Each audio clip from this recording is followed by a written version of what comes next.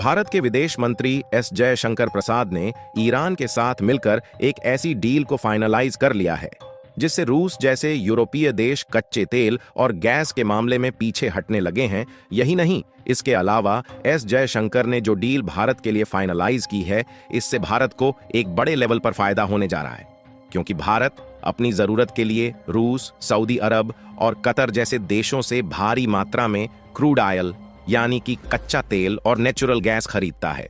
लेकिन अब लाल सागर में हूती विद्रोहियों के अटैक से इन देशों से आने वाले शिप्स के रूट डिस्टर्ब हो रहे हैं और अभी तक रूस से कच्चे तेल लेकर आने वाले जहाजों पर हूती विद्रोहियों ने लगभग 3 जहाजों पर हमले किए हैं। हालांकि इस शिप्स में किसी की जान नहीं गई, लेकिन इससे ट्रेड रूट डिस्टर्ब हो रहा है, जिसके कारण कोई भी शिप रूस से भारत में कच्चे तेल को ले आने के लिए तैयार नहीं है। लेकिन अब भारत के विदेश मंत्री एस जयशंकर ने इसका निचोड़ निकाल लिया है और जो कच्चा तेल हम रूस, कतर और सऊदी अरब जैसे देशों से इंपोर्ट कर रहे थे, अब इस कच्चे तेल को ईरान से इंपोर्ट किया जाएगा। और भारत के विदेश मंत्री ने इस पर ऐसा शिकंजा कसा है जिससे ईरान भारत को रूस से आधे दामों पर कच्चा तेल देने के लिए तैयार है। और ईरान भारत को सस्ते दामों में कच्चा तेल क्यों बेचने वाला है, इसकी भी जानकारी इस वीडियो में बताने वाले हैं। लेकिन आगे बढ़ने से पहले भारत के विदेश मंत्री ने जिस तरीके का दिमाग लगाया है, उसके लिए इस वीडियो को एक लाइक जरूर कीजिएगा और चैनल को भी सब्सक्राइब कर लीजिएगा ताकि नई वीडियो सबसे पहले आपको मिल सके।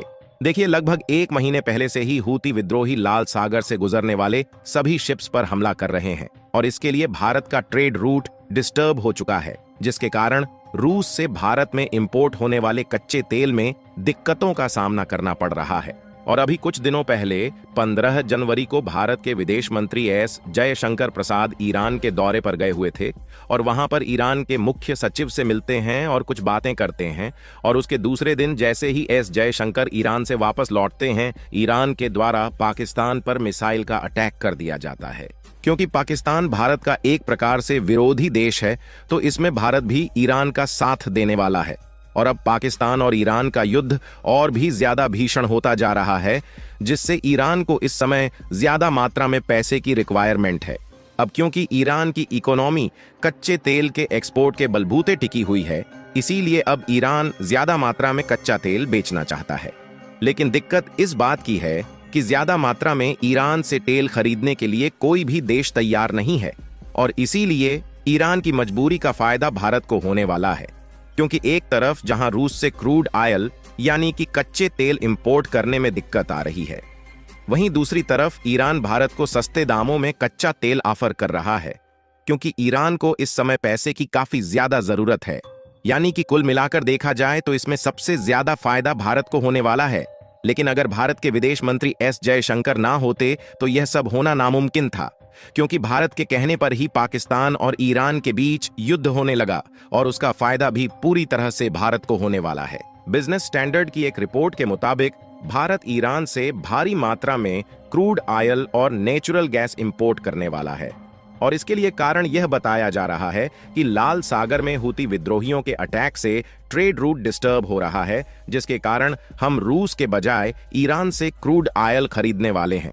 क्योंकि अगर देखा जाए तो भारत और रूस के ट्रेड रिलेशंस पहले से भी काफी अच्छे रहे हैं, जिसके कारण रूस से कच्चा तेल खरीदने के लिए हम रूस को डायरेक्टली मना नहीं कर सकते। यदि हम रूस से क्रूड ऑयल खरीदने के लिए डायरेक्टली मना करते हैं तो इससे भारत और रूस के ट्रेड रिलेशंस खराब हो सकते हैं और इससे भारत को भी भारी मात्रा में नुकसान हो सकता है। क्योंकि इस समय देखा जाए तो भारत की बड़ी बड़ी दिग्गज कंपनियां रूस में एस्टेब्लिश है, जिसमें L&T जैसी कंपनी शामिल है। पिछले साल का डेटा को देखा जाए तो एक साल में भारत ने रूस से $3.6 बिलियन के कच्चे तेल को इंपोर्ट किया है। इसके अलावा भी भारत से रूस को काफी सारे प्रोडक्ट एक्सपोर्ट किए जाते हैं, जिसमें electronic components, vehicles, iron and steel, food product और केमिकल प्रोडक्ट्स शामिल है। और इसमें भी सबसे ज्यादा व्हीकल्स रूस को भारत से एक्सपोर्ट किया जाता है, क्योंकि गाड़ियों की कीमत काफी ज्यादा होती है। इसलिए रूस को व्हीकल्स का एक्सपोर्ट करके हम भारी मात्रा में प्रॉफिट जनरेट करते हैं।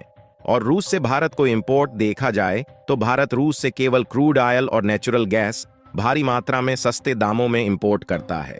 यानी कि कुल मिलाकर देखा जाए तो भारत और रूस के रिलेशंस पहले से भी काफी अच्छे हैं और इन दोनों देशों का बायलैटरल ट्रेड बढ़ता ही जा रहा है। और इसीलिए भारत रूस से क्रूड ऑयल इंपोर्ट को डायरेक्टली नहीं रोक सकता, जिसके कारण भारत ने रूस को यह बहाना बनाया कि हूती विद्रोहियों के अटैक के कारण हम आपसे कच्चे तेल इंपोर्ट नहीं कर सकते, और अगर हूती विद्रोहियों का अटैक रोकना है तो अमेरिका और रूस मिलकर इजराइल और फिलिस्तीन का युद्ध बंद कराए। और जब तक हूती विद्रोही मर्चेंट शिप को टारगेट करते रहेंगे तब तक हम रूस से कच्चे तेल इंपोर्ट नहीं कर पाएंगे। यानी कि एक हिसाब से देखा जाए तो भारत के विदेश मंत्री ने गजब का दिमाग लगाया है और इस समय भारत रूस के बजाय ईरान से भारी मात्रा में क्रूड ऑयल और नेचुरल गैस खरीदने वाला है। जिसके लिए कमाल की बात यह है कि ईरान और पाकिस्तान के बीच युद्ध होने के कारण ईरान सस्ते दामों में भारत को कच्चा तेल देने के लिए तैयार है। और दूसरी सबसे बड़ी बात यह है कि ईरान और भारत के बीच की दूरी कम होने के कारण ट्रांसपोर्टेशन कॉस्ट भी कम लगने वाली है। और इस समय भारत को जो मौका ईरान में मिल रहा है, भारत इसे बिल्कुल भी छोड़ने वाला नहीं है। यानी कि जिस तरह हमने रूस और यूक्रेन के युद्ध का फायदा उठाकर रूस से भारी मात्रा में सस्ते दामों में कच्चे तेल को इंपोर्ट कराया था, उसी तरह अब भारत ईरान की मजबूरी का फायदा उठाकर सस्ते दामों में भारी मात्रा में तेल को खरीदने वाला है।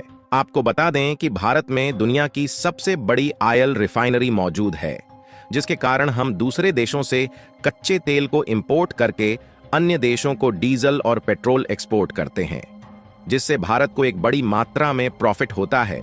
इसके अलावा भारत की कुछ कंपनियां ऐसी है जो कतर और सऊदी अरब जैसे देशों में अपनी ऑयल रिफाइनरी को सेटअप किए हुए हैं, जहां से भारत की इकोनॉमी में एक लार्ज अमाउंट प्रॉफिट ऐड होता है।